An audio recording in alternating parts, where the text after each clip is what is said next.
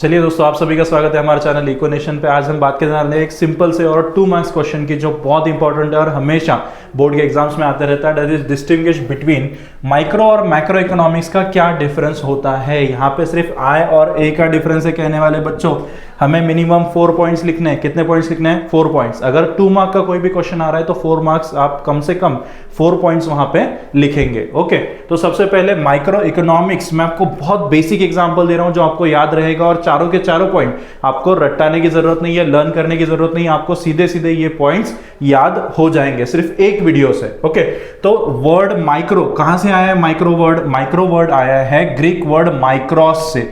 माइक्रोस का मीनिंग होता है स्मॉल। तो हमने देखा था कि micro economics deals with small units, individual units. Okay, वहीं पे जो वर्ड मैक्रो है, MACRO, वो ग्रीक वर्ड से ही डिराइव कर रहा है, लेकिन कौन से?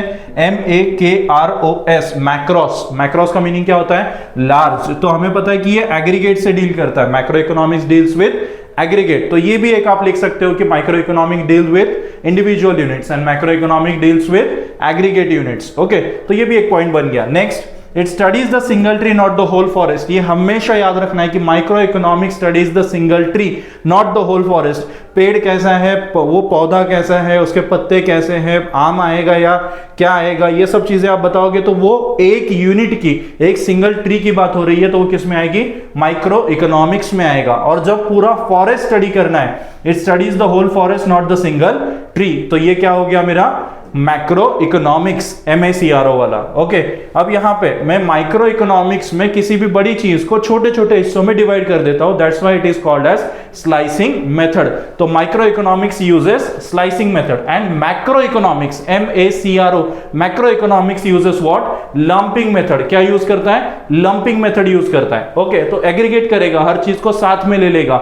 Then it is called as price theory. ये हमेशा आपको 1 मार्क के लिए सवाल भी आता है कि micro economics is called as what?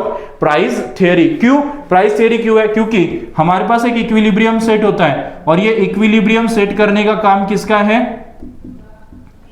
ये काम है माइक्रो इकोनॉमिक्स का। तो ये डिमांड एंड सप्लाई कर्व कहां में मिलेंगे? हमें माइक्रो इकोनॉमिक्स में मिलेंगे। ओके, तो it is called as price theory. Price decide होता है इसकी वजह से।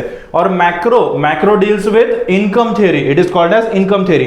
नेशनल इनकम को काउंट करना है तो आपको मैक्रो इकोनॉमिक्स में डील करना पड़ता है। ओके, तो फिर एक बार पढ़ लेते हैं। It is from word micros. Greek word कहां से आया? माइक्रोस से, जिसका मतलब क्या है? स्मॉल। यहां पे macro economics is macros, MAKROS, जिसका मीनिंग क्या है? लार्ज।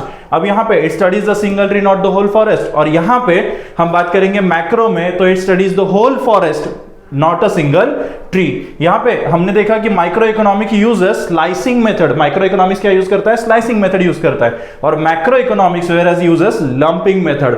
तो ये इंडिविजुअल की बात हो रही है, और ये यहां पे लंपिंग की, मतलब एग्रीगेट की बात हो रही है। यहां पे हम देखेंगे micro economics uses price theory. Micro economics is called as price theory, और macro economics is called as income theory. ये 1 मार्क क्वेश्चन है, इसको भी हाईलाइट कर दीजिएगा। जैसे ही आप लिखने लग जाओगे तो इसका एक स्क्रीनशॉट ले लेना, जिससे आपको आसानी होगी ये लर्न करने में और समझने में। Okay, thank you.